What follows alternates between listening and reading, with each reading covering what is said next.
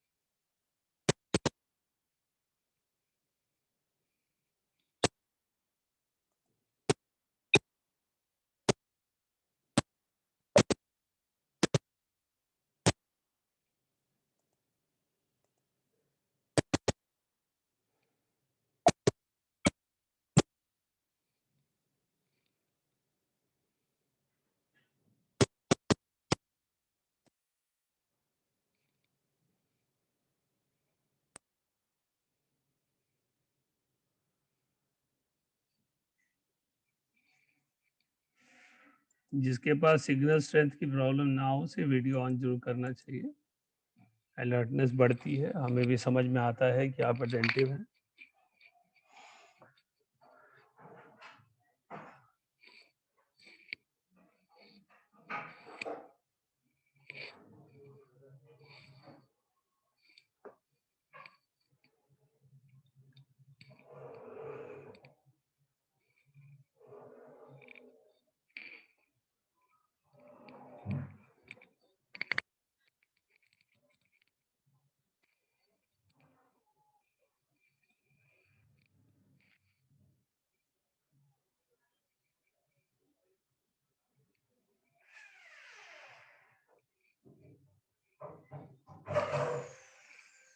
हाँ जी, हो गया। तो रेजोनेंस में मैंने लास्ट में एक लाइन ऐड की है, it is commonly observed in the molecules having pi bonds as they are weak bonds. तो हमारे पास जो है ये फीचर पाई बॉन्ड्स का फीचर है, क्योंकि वो वीकर बॉन्ड्स होते हैं तो इजीली शिफ्ट कर जाते हैं। तो resonance is a phenomena of representing a molecule in more than one structure in order to explore the properties. These structures are neither oscillating nor they are in equilibrium. They are representations which we had made in order to explain various properties of the molecule. These are the properties which are observed in nature. तो resonance hybrid जो हम बनाते हैं वो हमारी observation को correctly explain करता है, राइट। अब मैं जो रेजोनेटिंग स्ट्रक्चर लेने जा रहा हूं वो मॉलिक्यूल्स हैं जिन पर एनसीईआरटी का भी फोकस है, एग्जाम्पलर का भी फोकस है, तो हर एग्जाम के पॉइंट ऑफ व्यू से इंपॉर्टेंट है। हो गया आर्यन? Yes sir. तो पहला हम ले रहे हैं resonance of carbon dioxide. Carbon dioxide हम जानते हैं कि लीनियर मॉलिक्यूल है, ये ओवरऑल नॉन पोलर है लेकिन इसमें पोलर बॉन्ड्स हैं। पोलर बॉन्ड्स होने के कारण ये बॉन्ड इजीली शिफ्ट हो जाते हैं towards one of the oxygen atoms. जब एक ऑक्सीजन एटम की तरफ ये बॉन्ड शिफ्ट होगा तो इसकी वजह से ऑक्सीजन के पास नेगेटिव चार्ज आ जाएगा और कार्बन के पास पॉजिटिव चार्ज आ जाएगा। इस पॉजिटिव चार्ज को कंपनसेट करने के लिए ये दूसरे ऑक्सीजन से लोन पेयर ले लेगा और इस लोन पेयर की वजह से इस ऑक्सीजन के पास पॉजिटिव चार्ज डेवलप हो जाएगा। जो डिस्प्लेसमेंट लेफ्ट टू राइट हुई है वही डिस्प्लेसमेंट राइट टू लेफ्ट भी हो सकती है। तो मेरे पास ये स्ट्रक्चर भी बन सकता है। आपके पास रेजोनेंस ऑफ कार्बन डाइऑक्साइड कहता है कि जब कार्बन डाइऑक्साइड में रेजोनेंस होगी तो उसके दो स्ट्रक्चर्स मेजर बनेंगे, एक पे पॉजिटिव चार्ज ऑक्सीजन पे, दूसरे में नेगेटिव, दूसरे पे ऑक्सीजन पर पॉजिटिव है, लेकिन वो ऑक्सीजन अलग अलग हो सकते हैं। जब रेजोनेंस बना रहे हैं तो रेजोनेंस में एक स्ट्रक्चर बनाया, लेफ्ट वाला स्ट्रक्चर नंबर 1। इस स्ट्रक्चर 1 में डिस्प्लेसमेंट हुई क्योंकि पाई बॉन्ड एक वीकर बॉन्ड था, उसके कारण स्ट्रक्चर 2 डेवलप हुआ। ये डिस्प्लेसमेंट लेफ्ट टू राइट भी हो सकती थी, राइट टू लेफ्ट भी हो सकती थी। तो उसके बाद जो कार्बन था उसके ऑक्टेट को पूरा करने के लिए ऑक्सीजन का लोन पेयर शिफ्ट हो गया।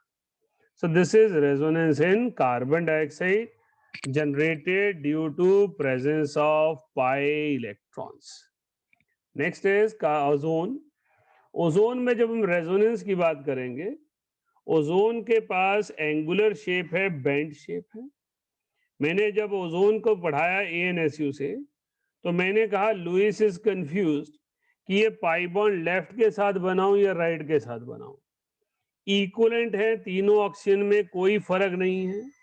सेंटर ऑक्सीजन के लिए सराउंडिंग के दोनों ऑक्सीजन में कोई फर्क नहीं है, तो वो लेफ्ट वाले को भी लोन पेयर पाई बॉन्ड दे सकता है और राइट वाले को भी पाई बॉन्ड दे सकता है। These are the different cases. First case is resonance is developed due to displacement of pi electrons. Second is It is because two equivalent atoms are present on surrounding central atom, so it can have double bond with either of the two. So these are the two different cases. Third is resonance in acetone. Acetone में हमारे पास carbon oxygen में polar pi bond है. ये polar pi bond weak pi bond है, easily shift होगा. इसकी shifting दो में से किसी एक तरफ हो सकती है, या तो ऑक्सीजन की तरफ होगी या कार्बन की तरफ होगी. अगर ऑक्सीजन की तरफ होगी तो ये स्ट्रक्चर बनेगा, अगर कार्बन की तरफ होगी तो ये स्ट्रक्चर बनेगा. अभी मैं कोई भी कमेंट रेजोनेंस पे नहीं कर रहा हूं, स्टेबिलिटीज पे नहीं कर रहा हूं, रादर रेजोनेंस पे कर रहा हूं. मैं आपको रेजोनेंस की वजह समझा रहा हूं. तो मैं कह रहा हूं रेजोनेंस की वजह क्या है? पाई इलेक्ट्रॉन की प्रेजेंस की वजह से इलेक्ट्रॉन पेयर की पॉसिबिलिटीज का डेवलप होना. First case of resonance of carbon dioxide is presence of polar pi bond and lone pair, right? तो पोलर पाई बॉन्ड और लोन पेयर की वजह से ये रेजोनेंस डेवलप हुई. एक एटम ने इलेक्ट्रॉन खींचे, दूसरे एटम ने अपने लोन पेयर से दे दी. सेकंड केस क्या है? two similar atoms around central atom with different bonds.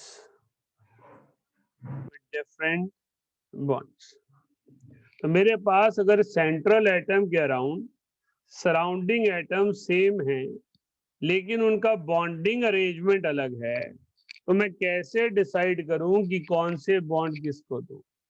ऐसी कंडीशन में मॉलिक्यूल में रेजोनेंस होनी है, right?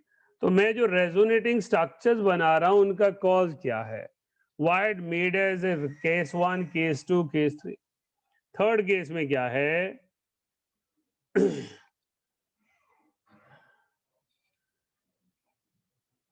Displacement of pi electrons on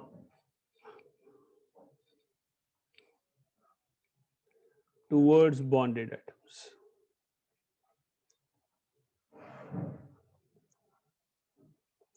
So these are the three fundamental cases of resonance जहां पर हम कार्बन डाइऑक्साइड, ओजोन और एसीटोन को ऑब्जर्व कर रहे हैं.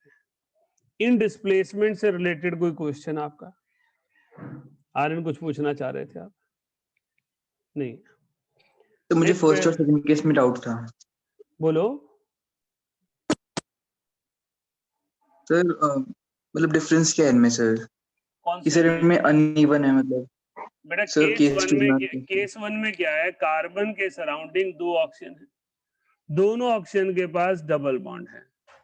तो कोई डबल बॉन्ड अलग अलग तो है नहीं, दोनों के पास डबल बॉन्ड है, दोनों के पास इक्वल स्ट्रक्चर है, तो मैं उसको शिफ्ट ही क्यों करूं?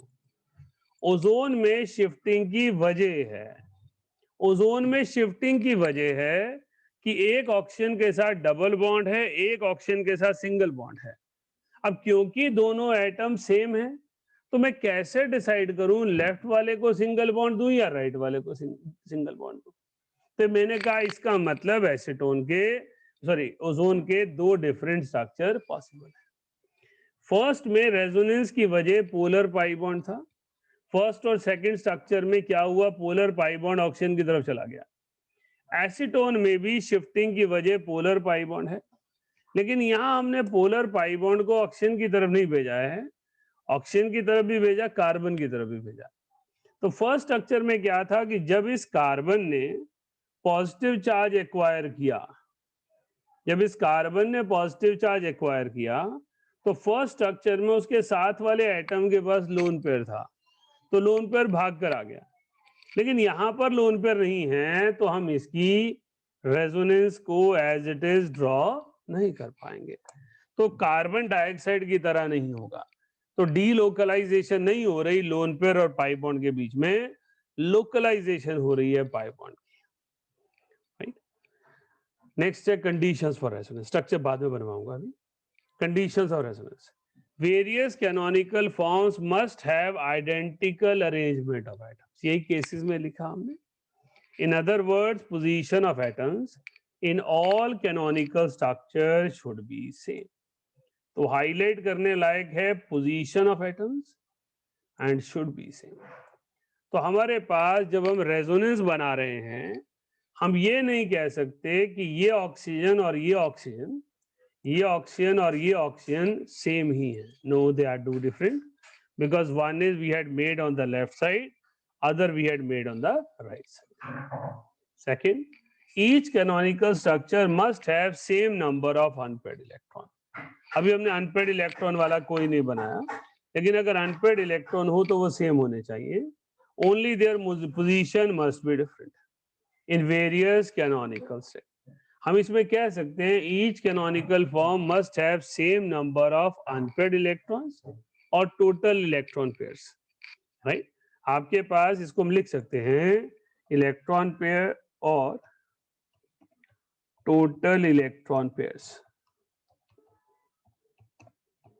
What is the meaning why I added this particular statement, कि आपके पास जो एसीटोन मॉलिक्यूल है उसमें total number of electron pair कितने हैं जो दिख रहे हैं, 1 2 3 4 5 6।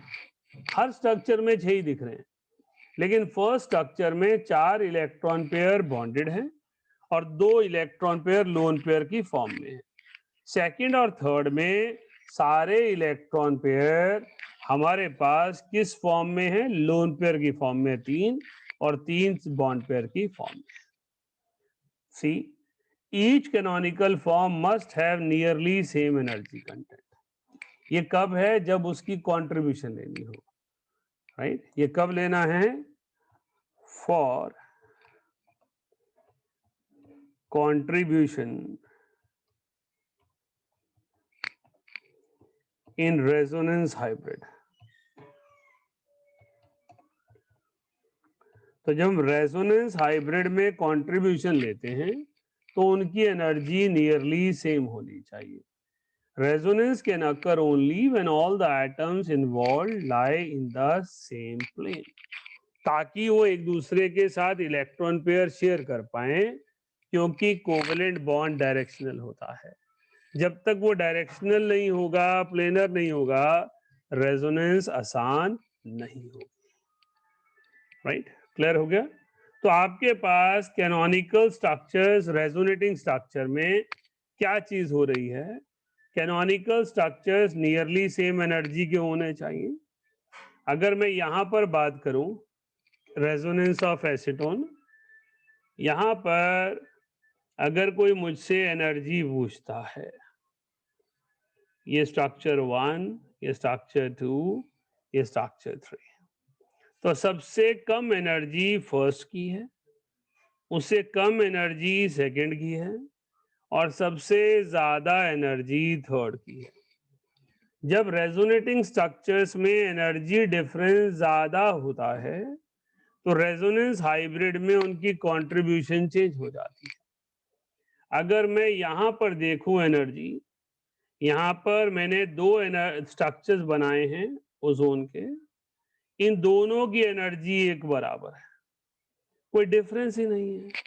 दोनों न्यूट्रल हैं, दोनों में पाई बॉन्ड है, दोनों में एक एक साइड डबल बॉन्ड, एक एक साइड सिंगल बॉन्ड है। सो ओजोन में रेजोनेंस हाइब्रिड बनाया जा सकता है, क्योंकि resonance hybrid is convenient where energy is equal. Carbon dioxide की मैं बात करता हूं, तो कार्बन डाइऑक्साइड में ये फर्स्ट, ये सेकंड, ये थर्ड और ये फोर्थ स्ट्रक्चर हो गया। यहां पर जब मैं एनर्जी लिखूंगा, सो एनर्जी किसकी सबसे कम होगी, फर्स्ट की, उससे ज्यादा किसकी होगी, थर्ड की, फोर्थ की थर्ड के बराबर होगी, सबसे ज्यादा एनर्जी किसकी होगी, सेकंड। सेकंड की एनर्जी ज्यादा होने का कारण क्या है, कार्बन का इनकम्प्लीट ऑक्टेट। क्योंकि कार्बन का ऑक्टेट कंप्लीट नहीं है तो वो इक्वल एनर्जी शो नहीं कर सकता। तो आपके पास कार्बन डाइऑक्साइड में first is more stable then third, third and fourth have equal stability, and second is least stable, right. तो स्टेबिलिटी को चेक करने के लिए एनर्जी को चाहिए, या एनर्जी को चेक करने के लिए स्टेबिलिटी को चाहिए। तो कैनोनिकल स्ट्रक्चर कैसा होना चाहिए, जिसमें आपके पास ओवरऑल स्केलेटन सेम हो, उनका एनर्जी कंटेंट नियरली सेम होना चाहिए। रेजोनेंस तभी होगी जब एटम सेम प्लेन में लाए करेंगे। हाँ जी, यहाँ समझ आ गया सबको? ये नोट कर लिया हमने, रहता है कंडीशंस ऑफ रेजोनेंस। सिर्फ स्टार्ट किया है। अच्छा, कर लो कर लो।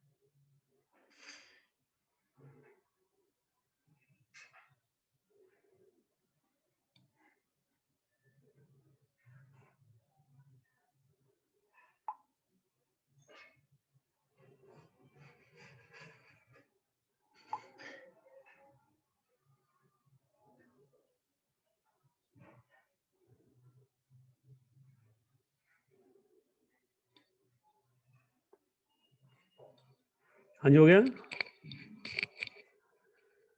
तो हमारे पास यहाँ पर हम क्या पढ़ रहे हैं कि रेजोनेंस कार्बन डाइऑक्साइड की कैसी है, रेजोनेंस ओजोन में कैसी है और रेजोनेंस एसीटोन में कैसी है। अब इन रेजोनेंस स्ट्रक्चर्स को नोट करना है और स्टेबिलिटी की वजह लिखनी है, राइट।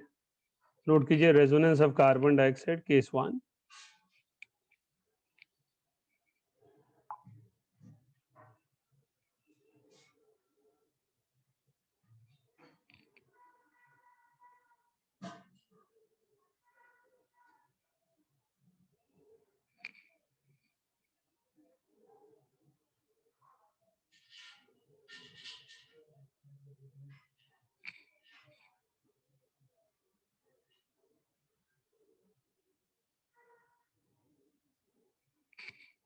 हाँ जी, कार्बन डाइऑक्साइड नोट हो गया, कर रहे हैं, नो सर। कर लो कर लो कर लो। मैंने स्टेटमेंट्स लिखवानी है ना, जिस जिसका होता जाए थम्स अप कर दे ताकि समझ में आ जाए you have done.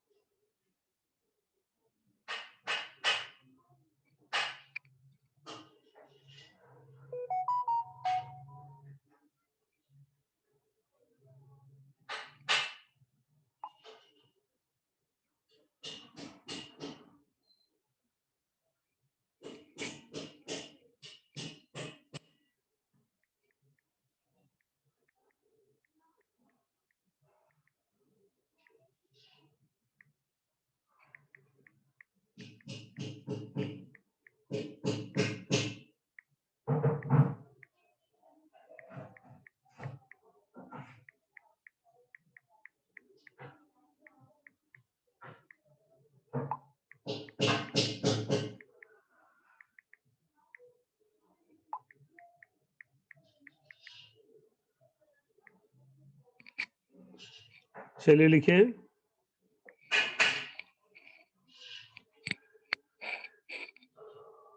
neutral structure is more stable than charged structures. Neutral structure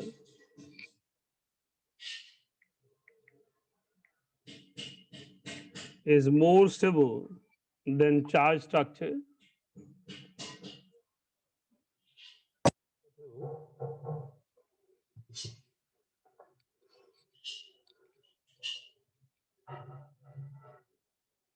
Structure with complete octet.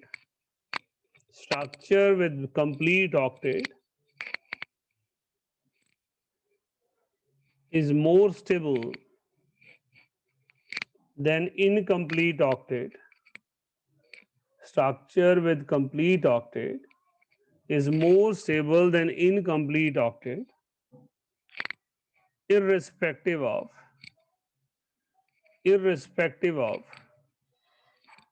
stability of charges. Irrespective of stability of charges.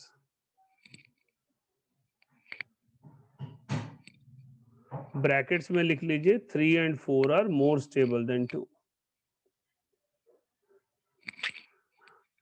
Right, तो मैंने 2 को देखा ही नहीं क्योंकि 2 में ऑक्टेट कंप्लीट नहीं था, 3 और 4 में ऑक्टेट कंप्लीट था। तो मेरा फोकस सेकंड पे था ही नहीं, चार्जेस पे था ही नहीं, प्लस किसका है माइनस किसका है। मेरा फोकस सिर्फ और सिर्फ कंप्लीशन ऑफ ऑक्टेट पे था। राइट, लिखिए आगे। हाँ नहीं, इसमें तो यही है, कार्बन डाइऑक्साइड में इतना ही होगा। तो कार्बन डाइऑक्साइड में first is more stable because it is neutral, 2, 3, 4 are less stable because they are charged. 3 and 4 is more stable than 2 because 3 and 4 have complete octet and second has incomplete octet of carbon. Clear? Next लिखिए, resonance of ozone, resonance of ozone.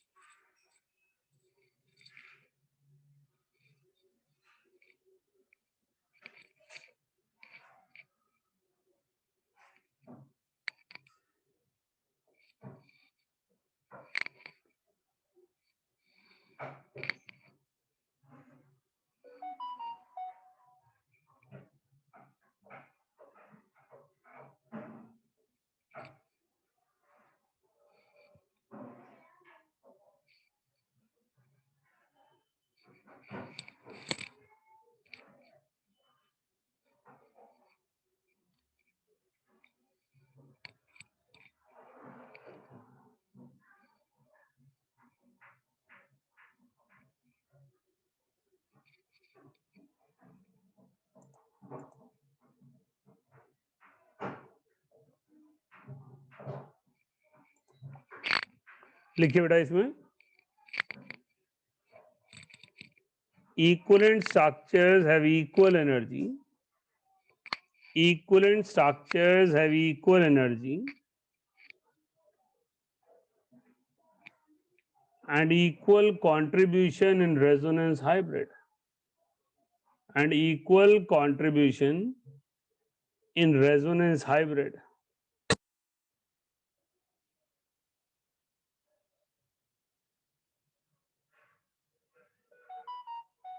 In case of ozone, ozone, molecule has partial double bond character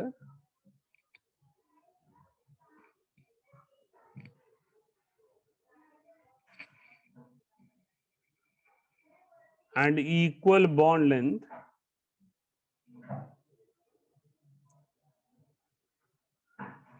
due to resonance.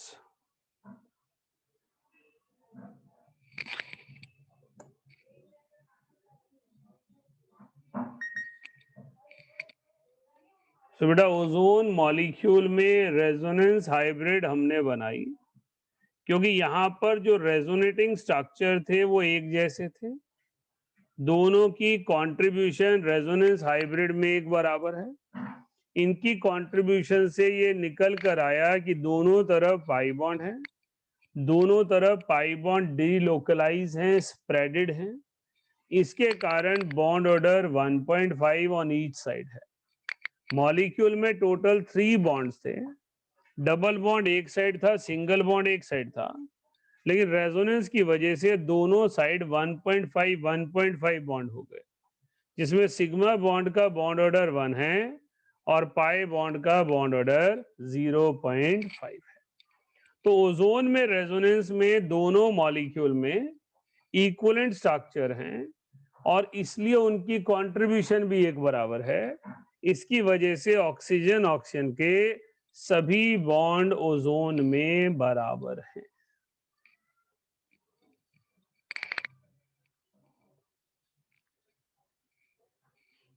Next लिखिए, resonance hybrid draw कर लिया, कर लीजिए फटाफट जिन्होंने नहीं किया है। हाँ जी आर्यन चोपड़ा जी। सर मुझे एक डाउट है रेजोनेंस के। सर आपने थर्ड में लिखवाया था, वो समझ नहीं आया। क्या बोलो? The resonance structure is a definite structure and is neither an oscillating structure between various canonical forms nor an equilibrium mixture of various canonical forms. तो हमने ये कहा कि जो आपने रेजोनेटिंग स्ट्रक्चर 2 बनाए हैं ओजोन के सामने बने हुए हैं, स्ट्रक्चर 1 और 2 को कैनोनिकल स्ट्रक्चर कहेंगे। अगर आप ये कहते हो कि ये दोनों स्ट्रक्चर ऑसिलेटिंग स्ट्रक्चर हैं, इसमें पाई इलेक्ट्रॉन ऑसिलेट कर रहा है फर्स्ट और सेकंड के बीच में, तो एक गलत स्टेटमेंट है। अगर आप ये कहते हो ये दोनों स्ट्रक्चर एक दूसरे के साथ एक रिवर्सिबल रिएक्शन शो कर रहे हैं, इक्विलिब्रियम मिक्सचर में पड़े हैं, इक्विलिब्रियम में हैं, तो वो भी गलत है। क्योंकि canonical structures are hypothetical structures which we had drawn on paper in order to explain properties of ozone. So we cannot say these structures are oscillating structures, right? Yes, चलो sir. एसीटोन की तरफ चलते हैं, draw कीजिए acetone.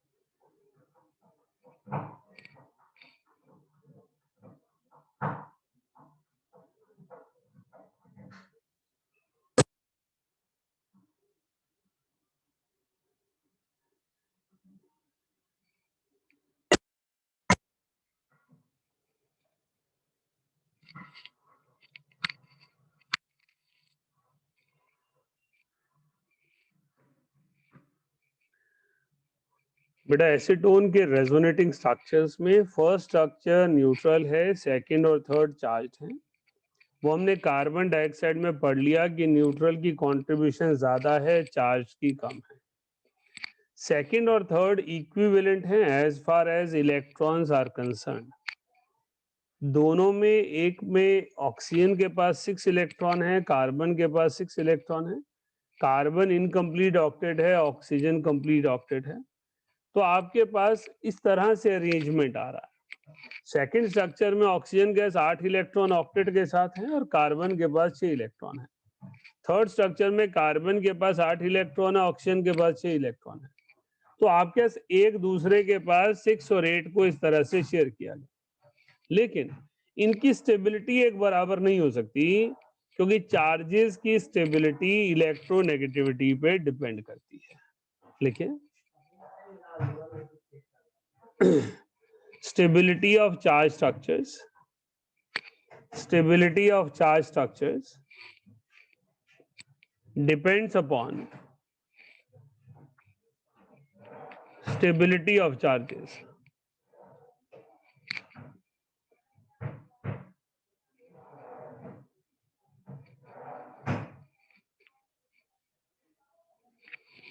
Negative charge is more stable.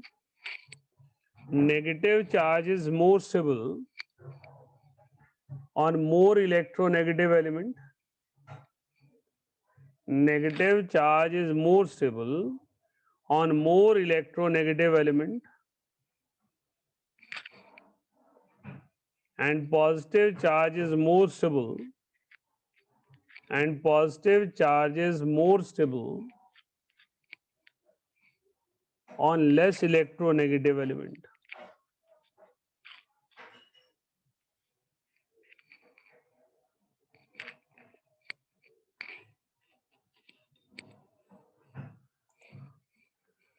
बेटा resonance of acetone में second structure third से much more stable है, क्योंकि थर्ड स्ट्रक्चर में कार्बन पे नेगेटिव, ऑक्सीजन पे पॉजिटिव है और ऑक्सीजन इनकम्प्लीट ऑक्टेट के साथ है. More electronegative atom with positive charge with incomplete octet has higher instability, right. इसलिए हमारे पास, मैंने कहा था कि रेजोनेंस इन तीनों की एक एक करके बनानी है, पहले नहीं बनानी है ना. तो हमने resonating structures of acetone, carbon dioxide और ओजोन के जरिए अलग अलग फीचर्स को एक्सप्लोर किया. कार्बन डाइऑक्साइड ने बताया कि जिसमें पोलर पाई बॉन्ड है, पाई बॉन्ड मोर इलेक्ट्रोनेगेटिव की तरफ शिफ्ट होगा, दूसरी तरफ लोन पेयर है तो वो सपोर्ट दे देगा। अगर मेरे पास दो चार्ज स्ट्रक्चर है तो पहले मैं कंप्लीशन ऑफ ऑक्टेट देखूंगा और बाद में स्टेबिलिटी ऑफ चार्जेस देखूंगा। ओजोन ने मुझे बताया कि अगर दो तरफ सिमिलर एटम हैं बट डिसिमिलर बॉन्डिंग अरेंजमेंट हैं तो रेजोनेंस होगी in order to provide them the equal opportunities to share. तो उसकी वजह से उनकी रेजोनेंस हाइब्रिड में कंट्रीब्यूशन ज्यादा बराबर होगी और बॉन्ड ऑर्डर उसी के अकॉर्डिंग निकाला जाएगा। थर्ड में एसीटोन ने हमें बताया कि जरूरी नहीं है कि रेजोनेंस में डीलोकलाइजेशन ही हो, रेजोनेंस में लोकलाइजेशन भी हो सकती है। इलेक्ट्रॉन पेयर किसी एक एटम की तरफ भी जा सकता है, तो वहां जो स्टेबिलिटी होगी वो चार्जेस की स्टेबिलिटी होगी। चार्जेस के जरिए ही हमें समझना होगा। राइट, क्लियर हो गया? इसके बाद अगला पॉइंट लिखेंगे हम। Next is characteristics of resonance. Characteristics of resonance में क्या क्या चीजें, कई चीजें आप ऑलरेडी कर चुके हैं इन एग्जांपल्स के जरिए, but still we try to explore something more. First है resonance give rise to identical bond length in the molecule. ये एग्जांपल कहां पढ़ा हमने? ओजोन में, राइट। ओजोन में हमने कहा बॉन्ड लेंथ बराबर हो जाती है। Second, resonance give rise to extra stability to a molecule. Resonance hybrid possess less energy in comparison to canonical forms, thus gain extra stability. Molecules में जिनमें रेजोनेंस हाइब्रिड हो जाती है उनकी स्टेबिलिटी ज्यादा हो जाती है क्योंकि रेजोनेंस के कारण एनर्जी रिलीज हो जाती है। तो रेजोनेंस एनर्जी को कैसे डिफाइन किया? It is the difference between experimental heat of formation of molecule and theoretical heat of formation of molecule. तो इसको हम अलग अलग कंट्रीब्यूटिंग स्ट्रक्चर से, कैनोनिकल स्ट्रक्चर से समझते हैं, राइट। तो यहां हम एक और पॉइंट ऐड करना चाहेंगे, resonance energy is the energy difference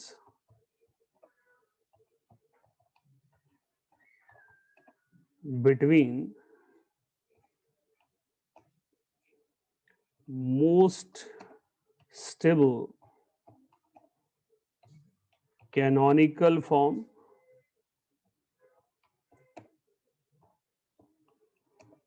and resonance hybrid. तो रेजोनेंस एनर्जी को हम energy difference between most stable resonating structure और रेजोनेंस हाइब्रिड बोल सकते हैं। What is the meaning of that? How we can explore on this particular point? अगर मेरे पास resonance hybrid बना रहा हूं, रेजोनेटिंग स्ट्रक्चर्स बना रहा हूं, मैंने उनकी एनर्जी को रिप्रेजेंट किया, राइट। मैंने उनकी एनर्जी को एक रिप्रेजेंटेशन दी। मैंने कहा ये जो मेरे पास रिप्रेजेंटेशन है ये एनर्जी की रिप्रेजेंटेशन है, एनर्जी लेवल की रिप्रेजेंटेशन है। तो मेरे पास मैंने एक एनर्जी लेवल ड्रॉ किया,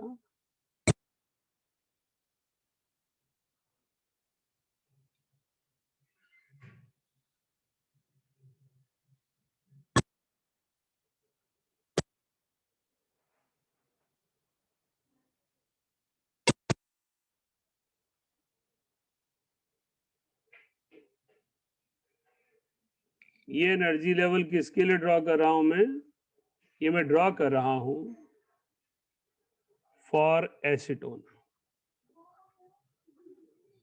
राइट। एसीटोन में सबसे ज्यादा एनर्जी, या कार्बन डाइऑक्साइड ले लेते हैं, ज्यादा अच्छे स्ट्रक्चर बने थे वो। अगर मैं कार्बन डाइऑक्साइड को ले रहा हूं तो कार्बन डाइऑक्साइड में सबसे स्टेबल कौन सा था? फर्स्ट। उससे ज्यादा स्टेबल कौन से थे? थर्ड और फोर्थ। और सबसे अनस्टेबल कौन सा था? सेकंड। तो जब मैं रेजोनेंस हाइब्रिड बनाऊंगा तो वो उन सबसे नीचे होगी, और जो एनर्जी डिफरेंस आएगा फर्स्ट का और रेजोनेंस हाइब्रिड का, उसे मैं रेजोनेंस एनर्जी कहूंगा। तो resonance energy is the energy difference between most stable contributing structure and resonance hybrid, right? तो हमारे पास रेजोनेंस को कैसे एक्सप्लेन कर रहे हैं? रेजोनेंस एनर्जी को एक्सप्लेन कर रहे हैं by using the concept of energy difference between most stable resonating structure as well as resonating hybrid. तो जो रेजोनेंस हाइब्रिड आ रही है उसके स्ट्रक्चर को कंसीडर कर रहे हैं। क्लियर हो गया? समझ रहे हैं बात को? तो ड्रॉ कीजिए।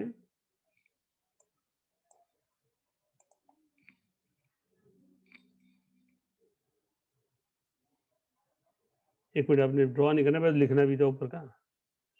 देखिए characteristics of resonance hybrid.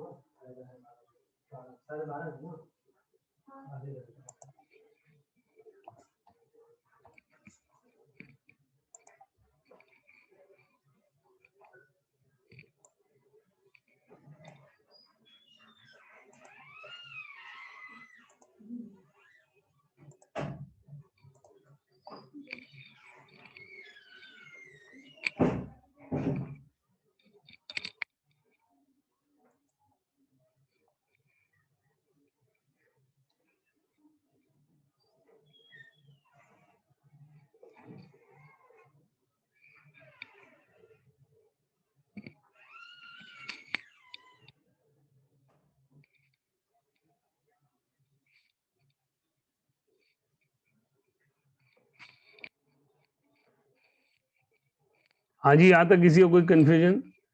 Resonance give rise to identical bond length, वो हम ओजोन में पढ़ चुके हैं।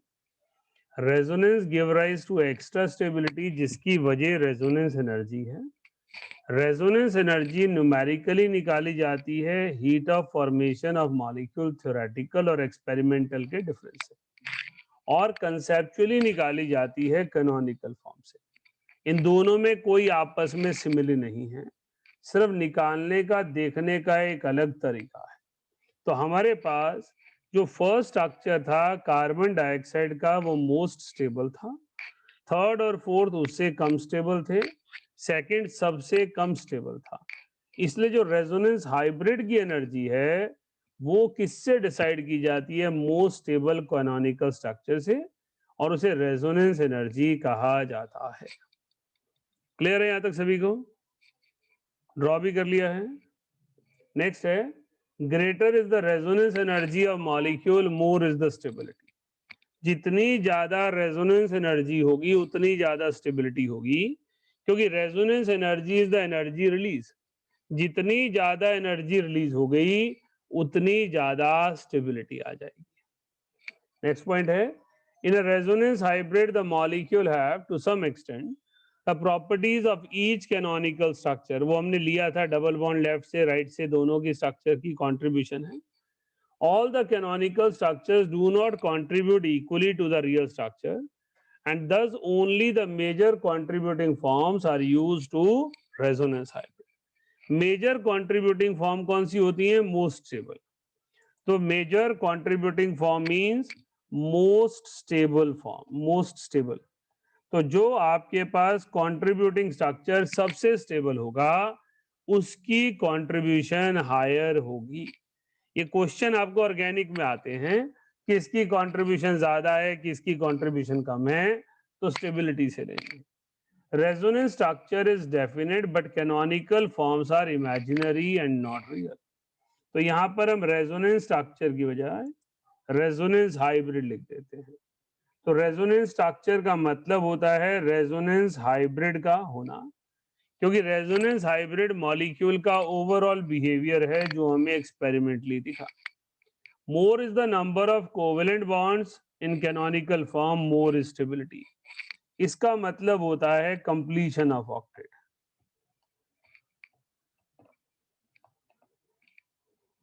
तो कंप्लीशन ऑफ ऑक्टेट के लिए हम इस स्टेटमेंट को यूज करते हैं. जितने ज्यादा बॉन्ड होंगे उतनी ज्यादा स्टेबिलिटी होगी. The stability of canonical structures depends upon, number one, stability of canonical structure is directly proportional to negative formal charge on more electronegative. वो हमने पहले लिखा है ना, राइट. कैनोनिकल फॉर्म में पॉजिटिव चार्ज किस पर होना चाहिए? Less electronegative. और आपके पास मैक्सिमम डिस्टेंस होना चाहिए between like charges, maximum distance between like charges. तो जितने लाइक चार्जेस मतलब आपके पॉजिटिव पॉजिटिव नेगेटिव नेगेटिव, इनका डिस्टेंस मैक्सिमम होना चाहिए and minimum distance between unlike charges. ये कहां पर काम आएगा? आपके ऑर्गेनिक में, क्योंकि ऑर्गेनिक में हम बात करते हैं उन स्ट्रक्चर्स की जिनमें एक ही स्ट्रक्चर में double bond, positive charge, negative charge सब अपीयर हो जाते हैं, राइट. नोट कीजिए. और किसी स्टेप पे कोई कंफ्यूजन है तो पूछिए.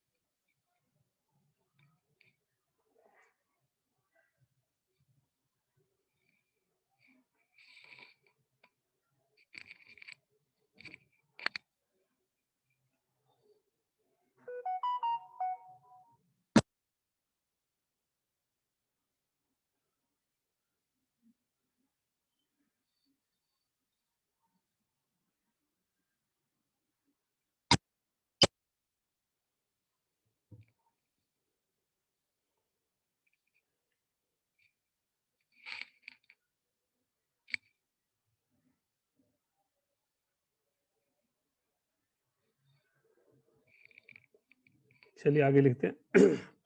सो रेजोनेंस का ये सारा कंसेप्ट कवर हो गया। रेजोनेंस का बॉन्ड ऑर्डर आप सब फॉर्मूला जानते हैं, number of bonds involved in resonance divided by number of resonating structure. तो आई डोंट फील कि मुझे फॉर्मूला लिखना है, वैसे असाइनमेंट जो आएगी उसमें लिखा हुआ ही होगा, है ना। तो मेरा पर्पस था इन पॉइंट्स को समझाना। ये पॉइंट्स भी कुछ लिखे होंगे, लेकिन आप जब रजिस्टर में खुद लिख लेते हैं तो आपको बेटर अंडरस्टैंडिंग होती है, और हमने क्लास में उसे समझ भी लिया, है ना। तो हमने यहाँ पर समझा कि resonance is the phenomena of representing a molecule in more than one structure in order to explain the properties of various molecules। तो अलग अलग मॉलिक्यूल की अलग अलग प्रॉपर्टीज को समझाने के लिए हमें रेजोनेंस फिनोमेना की नीड होती है। रेजोनेटिंग स्ट्रक्चर्स को कंट्रीब्यूटिंग स्ट्रक्चर और कैनोनिकल स्ट्रक्चर कहते हैं, जिनकी कोई रियल एग्जिस्टेंस नहीं है, लेकिन वो मॉलिक्यूल की रेजोनेंस हाइब्रिड, मॉलिक्यूल की एक्चुअल स्ट्रक्चर जिसको बात कर रहे हैं, उसको समझाने में हमारी मदद करता है। रेजोनेटिंग स्ट्रक्चर और कैनोनिकल स्ट्रक्चर उनकी वेरियस स्टेबिलिटीज उनकी एनर्जी को डिसाइड करती है। स्टेबिलिटी में पहला फैक्टर है neutral structure is more stable then charge. Charge structure को देखने से पहले, चार्जेस को देखने से पहले हमें कंप्लीशन ऑफ ऑक्टेट चेक करना है। उसके बाद अगर हमारे पास इक्विवेलेंट स्ट्रक्चर हैं तो जिसके पास नेगेटिव चार्ज है वो मोर स्टेबल होना चाहिए, जिसके पॉजिटिव चार्ज है वो लेस स्टेबल होना चाहिए, right. So this is the way we can think about. But resonance is commonly observed in the molecules having pi bond. Why? Because pi electrons are reactive electron pairs. तो pi electron pair आसानी से shift हो जाता है, जिसकी वजह से हम इसे स्टडी करते हैं। अब मैं एप्लीकेशंस की फॉर्म में अलग अलग मॉलिक्यूल्स और अलग अलग बिहेवियर पढ़ाऊंगा कि एग्जाम्पल 1, एग्जाम्पल 2, एग्जाम्पल 3 ऐसे करेंगे, अलग अलग एग्जाम्पल पर उसका इफेक्ट स्टडी करेंगे। क्लियर है? तो लिखिए एप्लीकेशंस ऑफ रेजोनेंस।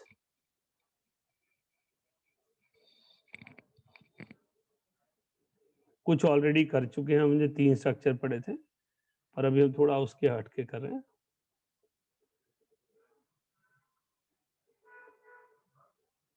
रेजोनेंस की बात हो और बेंजीन की बात ना हो, ये तो हो नहीं सकता, है ना।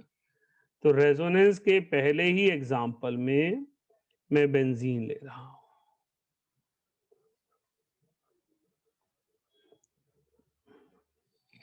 तो first example is resonance of benzene. लिखिएगा, स्टेटमेंट्स लिखिएगा जितने मैं स्ट्रक्चर्स बना रहा हूं। Benzene has 2 equivalent structures. 2 equivalent structures.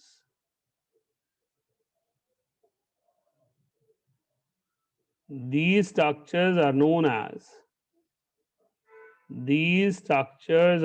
as Kekule structures. Kekule structures.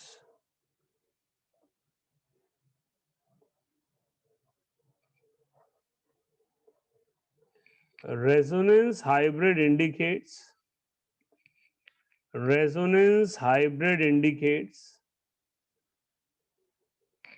delocalization of pi electron cloud. Delocalization of pi electron cloud.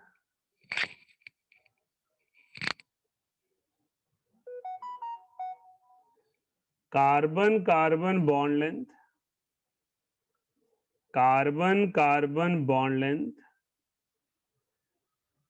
lie between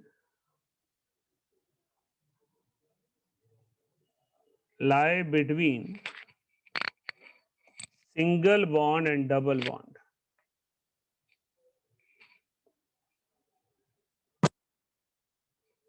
Right?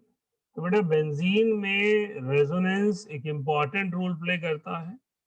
Benzene के structure को जिसने सबसे पहले ड्रॉ किया वो कैकुले हैं, इसलिए इनके कंट्रीब्यूटिंग स्ट्रक्चर को कैकुले स्ट्रक्चर कहते हैं। कैकुले स्ट्रक्चर बताता है कि हमारे पास बेंजीन में अगर मैं इन कार्बन एटम्स को नंबरिंग दे दूं तो जैसे हमने ओजोन में दी थी वैसा ही हो रहा है। स्ट्रक्चर 1 में डबल बॉन्ड 1 और 2 के बीच में है और सिंगल बॉन्ड 1 और 3 के बीच में है।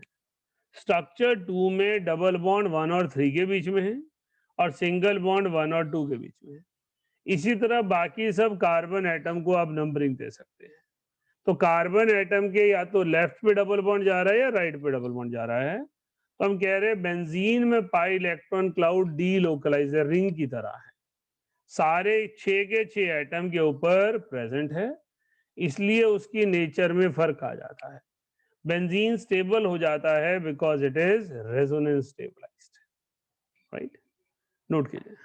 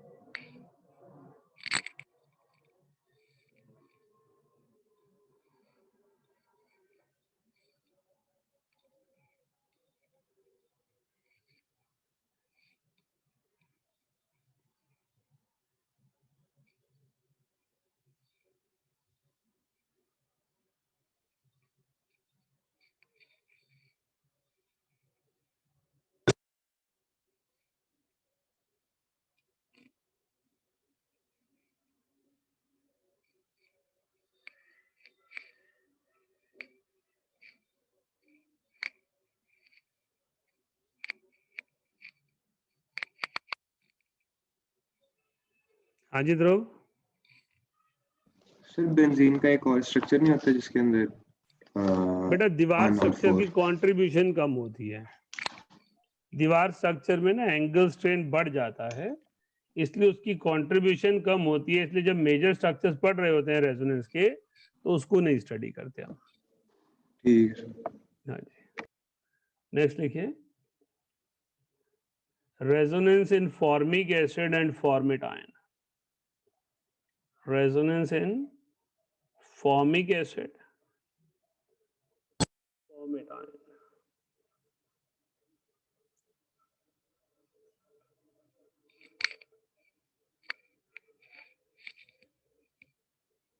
लिखिए। In case of formic acid,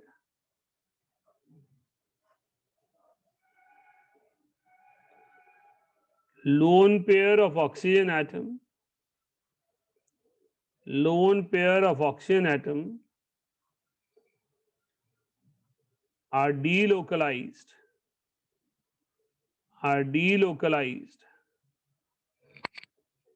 with polar pi bond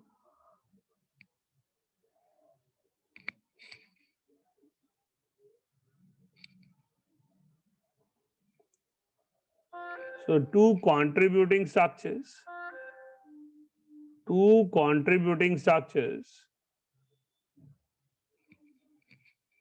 are not equivalent structures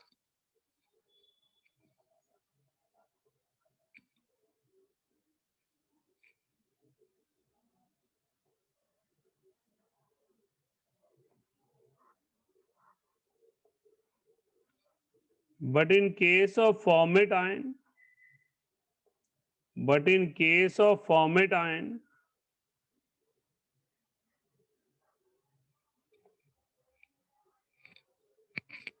two resonating structures are equivalent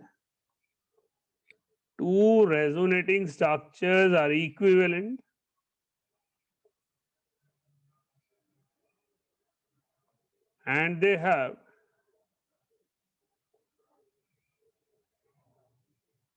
equal contribution in resonance hybrid.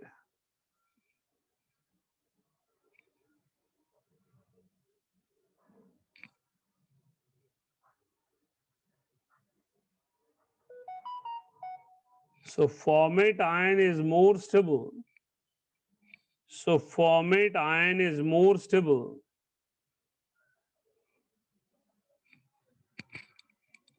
Than formic acid.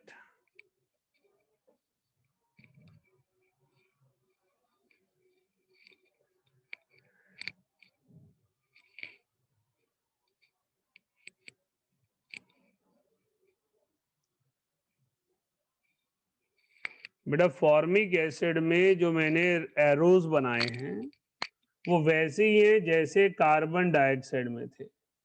हमने कहा हमारे पास ये पोलर पाई बॉन्ड शिफ्ट हो गया ऑक्सीजन की तरफ और positive charge आ गया कार्बन पे, तो इस लोन पेयर ने इसको इलेक्ट्रॉन दिए, इस ओ पे पॉजिटिव इस ओ पे नेगेटिव आ गया। हाइड्रोजन की तरफ से तो कोई कंट्रीब्यूशन होनी नहीं है, क्योंकि हाइड्रोजन के पास ना लोन पेयर है ना पाई बॉन्ड बनाने की कैपेसिटी है, इसलिए हाइड्रोजन की कोई कंट्रीब्यूशन नहीं है। लेकिन फर्स्ट स्ट्रक्चर न्यूट्रल है, सेकंड चार्ज है, तो चार्ज स्ट्रक्चर की कंट्रीब्यूशन ना के बराबर है, इसलिए bond length X is smaller than Y because Y is single bond and X is double bond. लेकिन जब हम बात करते हैं फॉर्मेट आयन की, फॉर्मेट आयन में दोनों एक बराबर हैं, स्ट्रक्चर 1 और स्ट्रक्चर 2 दोनों में एक ऑक्सीजन पर डबल बॉन्ड है, एक ऑक्सीजन पर नेगेटिव चार्ज है, तो दोनों की कंट्रीब्यूशन एक बराबर है, इसलिए बॉन्ड लेंथ दोनों की बराबर है। तो हमारे पास फॉर्मेट आयन में सिमेट्रिकल अरेंजमेंट है और फॉर्मिक एसिड में अनसिमेट्रिकल अरेंजमेंट है। तो contribution in formic acid can not be equivalent to contribution in formate ion. Note कीजिए।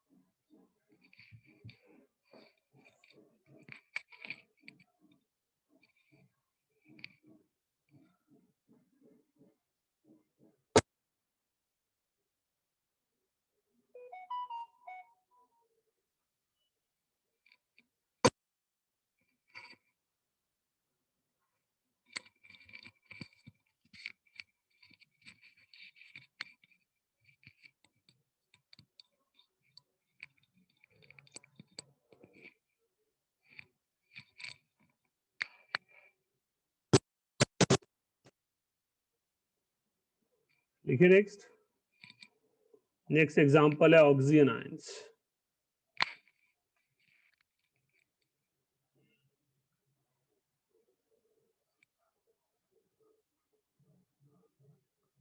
Oxygen ions are stable anions in solution.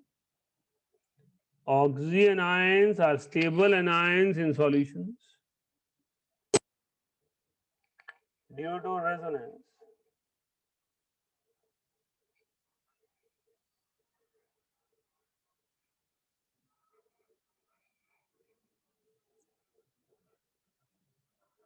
Negative charge as well as pi bond. Negative charge as well as pi bond is involved in resonance.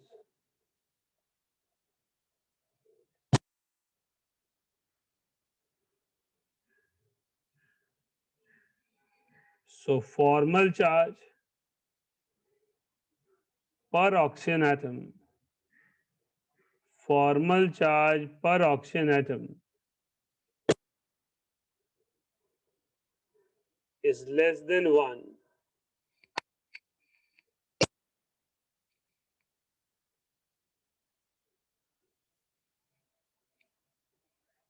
which provide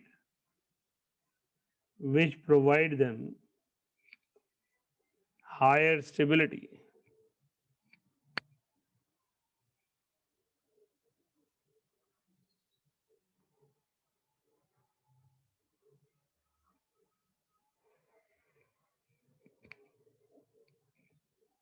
They have partial double bond between oxygen and central atom.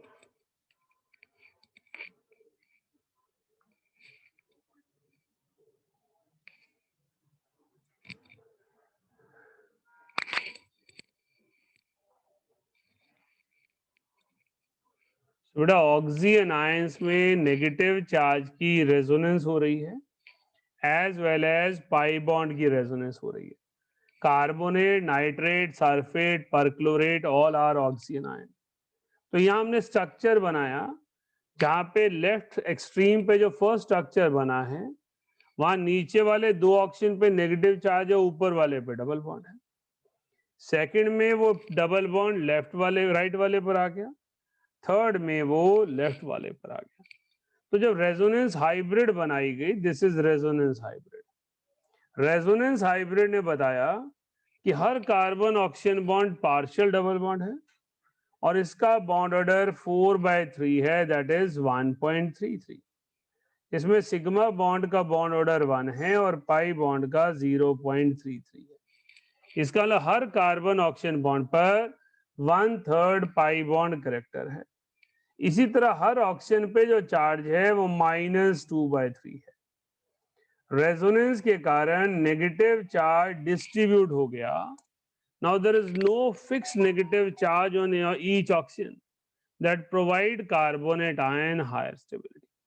तो जितने भी salts आप पढ़ते हैं, majority of salts halogen के अलावा oxygen ion के होते हैं. Carbonate, nitrate, sulphate, chlorate, sulphide, because they have ability to provide stability through resonance. Rather, they are stable due to resonance of negative charge and pi bond. Note कीजिए, कुछ पूछना है तो पूछ लीजिए. ये आज का लास्ट एग्जांपल था.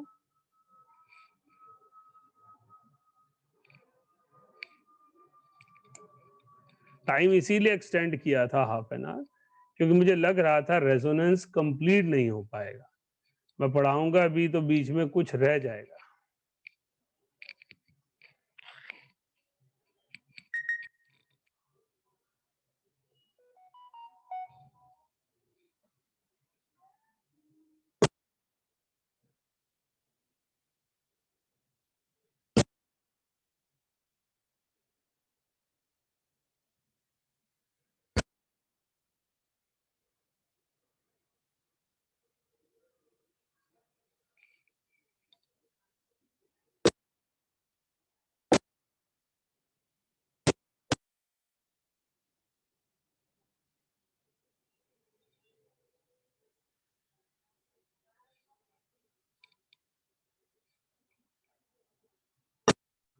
सर नीचे कर दो. इससे चल जाएगा, नीचे दिख जाएगा.